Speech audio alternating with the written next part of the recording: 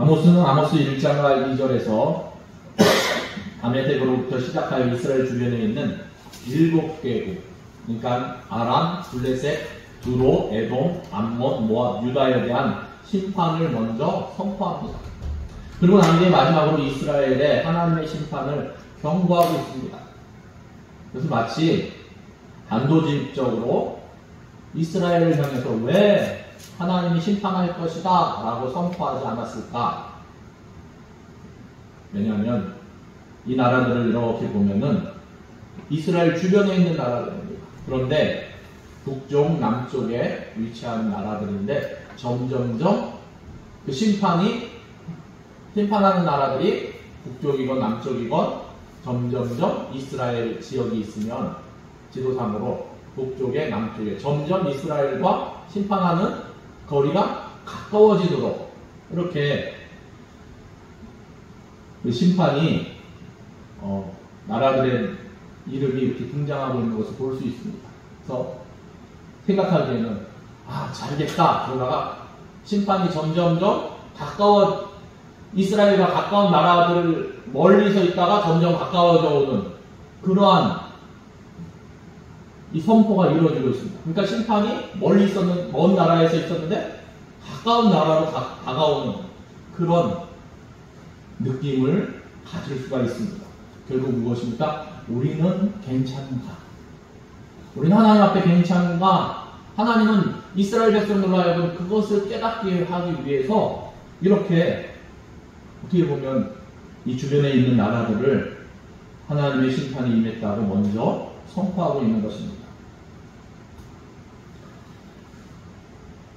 하나님은 당장 이스라엘이 잘못한 것을 선포할 수도 있었지만 그렇게 함으로 이스라엘 백성들로 하여금 깨달을 수 있도록 인도하고 계신 것입니다. 그렇다면 이 1장과 2절에 나오는 주변의 여러 나라들에 대한 심판의 메시지를 이렇게 살펴보면 또 하나의 틀을 살펴볼 수 있는데 이것은 이 5가지 구조로 되어 있습니다. 첫 번째는 이 서론적 전달자 양식입니다. 그러니까 메신저 양식이라고 볼 수도 있는데 내가 전하는 사람이지만 아무개 님께서 나에게 말씀하셔서 내가 그 말씀을 이렇게 전합니다. 이 형식입니다. 그래서 시작할 때 여호와께서 이와 같이 말씀하시되로 시작하고 또 그 양식 안에는 보니까 기소하는 양식도 있습니다. 뭐뭐뭐의 서너 가지 죄로 말미암아 내가 그 벌을 돌이키지 아니하리니 그리고 제목이 나옵니다. 이는 그들이 뭐뭐뭐 하였습니다. 그리고 거기에 대한 합당한 제목이 나오고 우린 법원에서도 판결을 내릴 때 이렇게 내리잖아요. 그래서 몇 년형을 구형합니다. 이렇게 하는 것처럼 내가 불을 보내리니 사르리라. 그리고 결론적 전달자 양식으로 여호와께서 말씀하셨느니라 하면서 마무리가 되고 있습니다. 우선 아모스가 전하는 메시지 틀을 따라서 보면은 첫째로 여호와께서 이와 같이 말씀하시되 이것은 우리가 일명 전달자 양식이라고 부르는데 지금 내가 외치는 이 말씀이 내 말이 아니라 하나님이 주시는 말씀을 나는 그저 전달할 뿐임을 의미하는 것입니다. 근데 이 양식이 메시지의 첫 부분에 등장하기 때문에 우리는 이것을 서론적 전달자 양식이라고 부를 수 있습니다. 둘째로 다메섹의 서너 가지 죄로 말미암아 내가 그 벌을 돌이키지 아니하리니 이 어디에 서너 가지 죄로 인하여 내가 그 벌을 돌이키지 아니하리라. 이 기소 양식입니다. 마치 검사가 죄를 지은 사람을 기소할 때 이런 죄가 있습니다 하는 것처럼. 그리고 세 번째로는 특별한 제목이 등장하는데 다메섹의 특별한 제목이 무엇인가 하면 이는 그들이 철타작기로 타작하듯 길르앗을 압박하였음이라 하는 것이고, 넷째로는 하나님께서 벌을 어떻게 내리실지 기록하고 있습니다. 내가 하사엘의 집에 불을 보내리니 베네간의 궁궐불을 사르리라. 내가 다메섹 빗장을 꺾으며 아벤 골짜기에서 그 주민을 끊으며 벤 아벤에서 그 규 잡은 자를 끊으리니 아람 백성이 사로잡혀 기르에 이르리라. 여기까지는 하나님이 내리시는 벌입니다. 그리고 마지막 다섯 번째는 여호와께서 말씀하셨느니라. 좀 전에도 말씀드렸지만 이것은 전달자 양식입니다. 그런데 맨 마지막 나오는 의미에서 우리는 이것을 결론적 전달자 양식이라고 부를 수 있습니다. 이러한 일정한 구조로 되어 있다는 것을 염두에 두면 우리가 오늘 말씀을 살펴볼 수 있습니다. 먼저 여호와께서 이와 같이 말씀하시되 아모스는 자기 생각을 전하는 것이 아님을 분명히 밝히고 있는 것입니다. 자기가 전하는 메시지의 근원이 어디에 있습니까? 네, 하나님이시라는 것입니다. 말씀을 하시는 분은 어디까지나 하나님이시고 아모스 자신은 그 말씀을 전달하는 데 지나지 않다는 것입니다. 따라서 아모스가 전하는 메시지는 신적 권위가 들어갈 수밖에 없습니다. 듣는 이들은 옥깃을 여미고 정신 차려 들을 수밖에 없는 것입니다. 그 다음에 다메섹의 서너 가지 죄로 말미암아 내가 그 벌을 돌이키지 아니하리라. 이 다메섹은 성경에서는 아람의 수도를 가리킵니다. 본래 원문에서는 다메섹의 세 가지 죄로 말미암아 그리고 네 가지로 말미암아 이렇게 구분되어 있습니다. 서너 가지는 이제 우리 표현인데 우리 성경의 표현이고 그래서 이것을 어떻게 보면 수치대꾸법이라고 부르는데 이 서너 가지 죄라면 죄가 많다는 것입니까? 적다는 것입니까? 우리는 이 표현을 보면은 많은 건가? 적은 건가 하는데 이 원어에서는 이것을 구분합니다. 그래서 세 가지 죄로 말미암아 그리고 네 가지 죄로 말미암아 이렇게 표현하고 있는데 3 더하기 4는 7이죠. 7은 성경에서는 완전한 수를 이야기합니다. 무슨 말입니까? 이 완전한 수를 표현해서 세 가지, 네 가지 합해서 7이라는 것은 죄가 꽉 찼다는 것을 의미하고 있는 것입니다.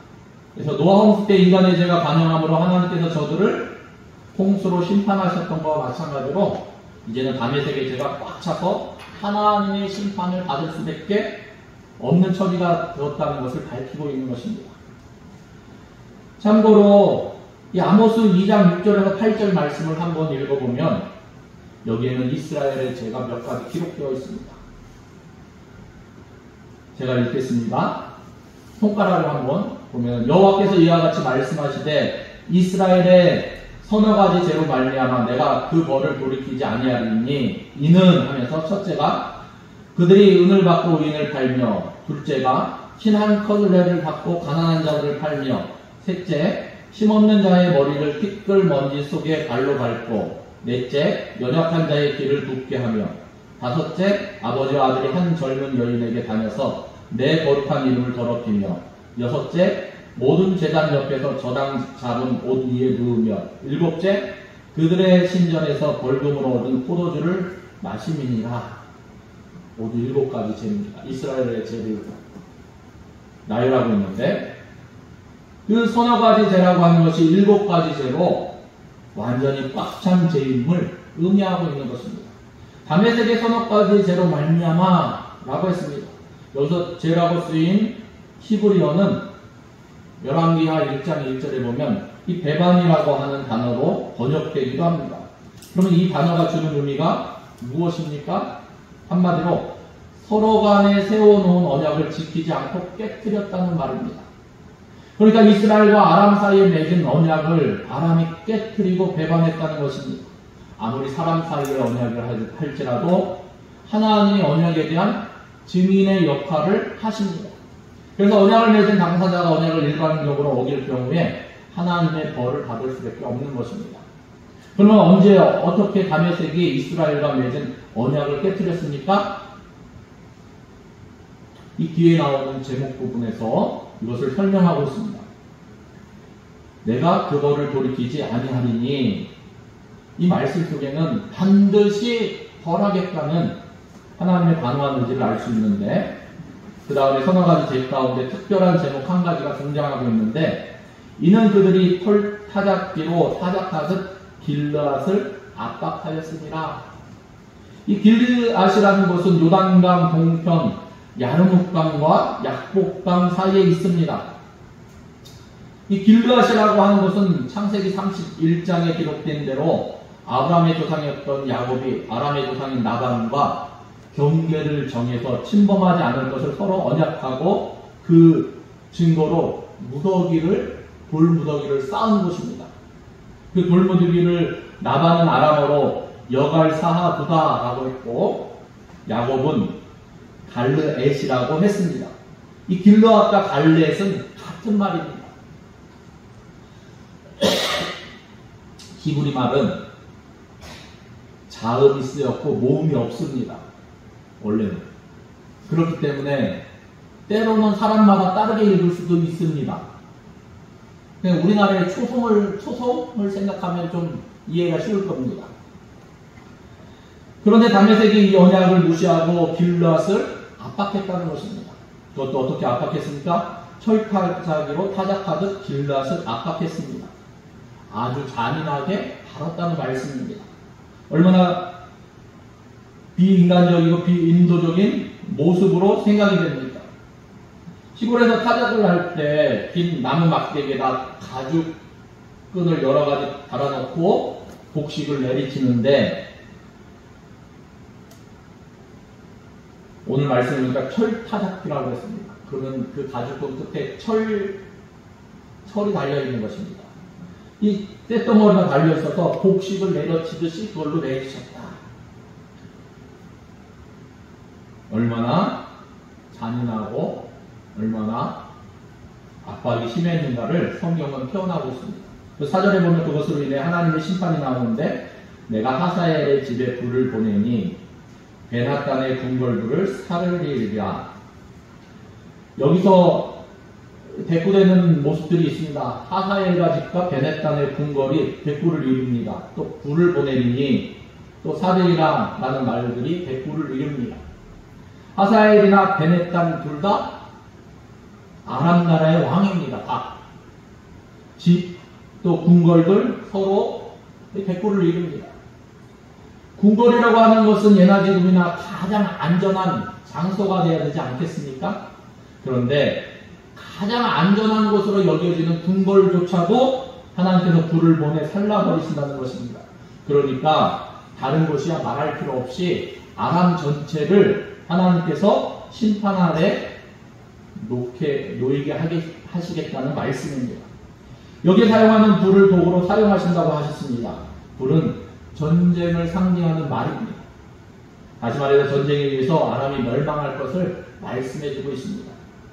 또 5절 말씀에 보면 내가 다메섹 빗장을 꺾으며 이 성벽에서 문이 있고 그 문 안에 빗장이 있어 문을 열고 닫는데 사용이 됩니다. 신명기 3장 5절에 보면 그 모든 성읍에 높은 성벽으로 둘러있고 문과 빗장이 있어 견고하며 그 외에 성벽 없는 고울이 심히 많았느니라. 빗장을 닫음으로 견고하게 그 성이 보호될 수 있고 지켜질 수 있습니다. 근데 이 빗장을 무엇으로 만든 것 같습니까? 열왕기상 4장 13절 말씀에 보면 길르앗 남모네는 벤게벨이니 그는 길르앗에 있는 문하세의 아들 야일의 모든 마을을 주관하였고 또 바산 야르곱 땅의 평벽과 높빗장이 있는 60개의 큰 성읍을 주관하였으며 이 보니까 높빗장이라는 단어가 등장합니다. 노스로 되어 있습니다. 도대체 이 노시 꺾이는 물체입니까? 네, 노스로 강하게 만든 빗장입니다. 그러나 하나님은 이것보다도 꺾어버리시겠다고 말씀하고 있는 것입니다. 그 강하고 튼튼한 빗장을 완전히 꺾어버리겠다. 하나님만이 심판하시고 이 심판은 피할 수 없음을 말씀하고 있는 것입니다. 계속해서 보면 내가 다메섹 빗장을 꺾으며 아멘 골짜기에서 그 주민을 끊으며 아덴에서 그 규 잡은 자를 끊으리니 여기서 주민이라는 말은 조금 규 잡은 자와 대꾸를 또 이루고 있는데 우리말 성경에는 주민이라고 이렇게 번역이 되어 있지만 제가 주석을 이렇게 보니까 이 왕자에 앉은 자, 야사브라고, 히브리 말로 야사브라고 앉은 자라는 뜻이고 또 거주하는 자, 이 두 가지 의미가 다 있습니다. 그런데 이 앉은 자의 의미로 이 복수가 아니고 단수로 되어 있어서 앉은 자, 어디 앉을까요? 왕의 자리에 앉은 자를 상징하는 것입니다. 그래야지 규 잡은 자, 규는 왕의 홀, 규를 잡은 왕을 상징하는 것입니다. 그래서 주민 몇 명을 어떻게 벌한다고 그 벌이 큰 영향을 미치겠습니까? 왕을 벌해야지 온전히 그 의미가 더 크고 더 확실한 심판이 되지 않겠습니까? 그래서 우리 성경에는 주민이라고 되어 있지만 앉은 자, 그러니까 왕자의 앉은 자로 이해를 하는 것이 바람직할 것입니다. 그리고 아웬 골짜기나 에덴은 다 다메섹의 다른 별명입니다. 다메섹을 지칭했을 때 왜 그 지역에 다메섹이라는 나라에 있는 그런 골짜기 그리고 그 지명을 가리키기 때문에 다메섹을 가리치는 별명들입니다. 그런데 아람 백성이 사로잡혀 기르에 이르리라 다 포로로 끌려가게 된다는 말씀입니다. 그리고 마지막으로 여호와께서 말씀하셨느니라 하고 말씀을 맺고 있습니다. 3절에서 5절까지 이 다메섹에 대한 경고의 말씀은 여호와께서 이같이 말씀하시되 라는 말로 시작해서 여호와께서 말씀하셨느니라 라는 말로 끝나고 있습니다. 그러니까 그 가운데 있는 모든 말씀은 선지자 자신이 만들어낸 말씀이 아니라 하나님께서 하시는 말씀, 하나님께서 심판하시겠다고 하신 말씀임을 분명히 밝히고 있습니다. 아모스의 예언은 열왕기하 16장 5절에서 9절에 보면 역사적으로 그대로 성취되었습니다. 이 말씀을 제가 읽어보겠습니다. 이때 아람 왕 느신과 이스라엘 왕 누말라의 아들 베가가 예루살렘에 올라와서 싸우려 하여 아하스를 에워쌌으나 능히 이기지 못하리라. 당시 아람 왕 느신이 엘랏을 회복하여 아람을 돌리고 유다 사람을 엘랏에서 쫓아내었고 아람 사람이 엘랏에 이르러 거주하여 오늘까지 이르렀더라. 아하스가 아스로 왕 비글랏 빌레세르가 사자를 보내 이르되 나는 왕의 신분이요 왕의 아들이라. 이제 아람 왕과 이스라엘 왕이 나를 친히 청하건대 올라와 그 손에서 나를 구원하소서 하고 아하스가 여호와의 성전과 왕궁 곳간에 있는 은금을 내려다가 아스로 왕에게 예물로 보내었더니 아스로 왕이 그 청을 듣고 곧 올라와서 다메섹을 쳐서 점령하고 그 백성을 사로잡아 기르로 옮기고 또 르신을 죽였더라. 완전히 아람이 멸망하는 말씀을 기록하고 있습니다. 그럼 지금 아모스가 의도하고 있는 말은 무엇이겠습니까? 다메섹에 대한 경고의 말씀이 하나님의 말씀이라면 이스라엘 백성을 향한 하나님의 심판도 역시 하나님의 말씀이라는 것입니다. 그런데 이스라엘 백성은 아모스의 경고에 귀를 기울이지 않았다가 결국은 다메섹과 마찬가지로 하나님의 심판에 의해 멸망당하고 말았습니다. 여러분, 하나님의 경고를 바꿔서는 그것을 농담처럼 여기다가 큰 코 다친 사람들이 있지 않습니까? 네, 성경에 보면 누세사위들이 농담으로 여겼다 기록하고 있습니다. 하나님께서 천사를 보내어 소돔과 고모라가 하나님의 심판에 의해서 멸망될 것을 예고했지만 누세사위들은 그것을 농담으로 여겼습니다. 그러다 결국은 소돔성이 멸망할 때 그들도 함께 멸망당하고 말았습니다. 하나님은 지금도 말씀을 통해서 우리에게 경고해주고 계십니다. 하나님께서 말씀하실 때 우리는 그 말씀에 귀를 기울이고 하나님께로 돌아올 수 있는 모습이 되어야 한다는 것입니다. 예수님이 말씀하셨습니다. 볼지어다 내가 속히 오리라. 말씀하신 대로 우리 예수님은 반드시 다시 오신다는 것입니다. 속히 오실 것입니다. 다시 오실 예수님을 맞이할 준비를 하면서 예수님을 기다리는 마음으로 살아가는 저와 여러분이 될 수 있기를 예수님의 이름으로 축원합니다. 기도하겠습니다. 하나님 감사합니다.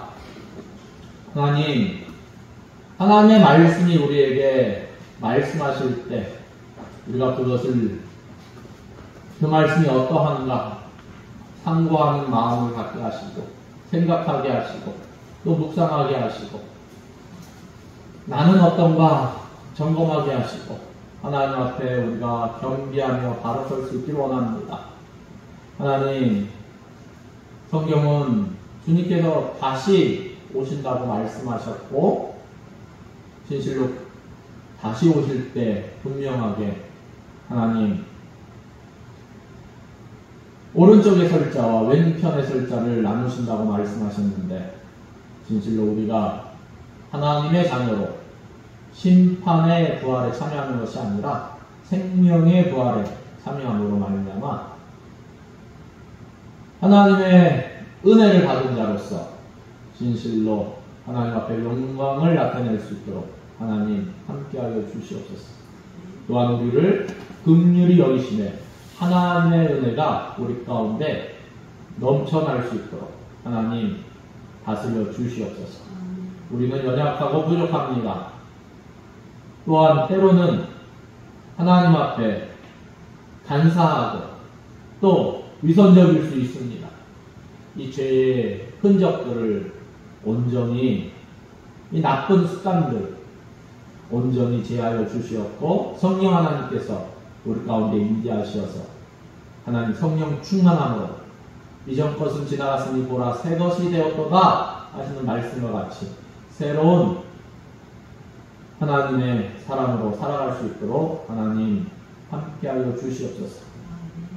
이왕이면 우리가 예수 믿을 때 하나님 앞에 원없이 한없이 쓰임받게 하시고 이왕이면 바르게 믿고 하나님 앞에 칭찬과 또 하나님의 축복도 받고 하나님과 동행하는 복된 삶 살아갈 수 있도록 하나님 함께하여 주시옵소서. 모든 것을 주님께 의뢰드리며 예수님의 이름으로 기도드립니다. 아멘.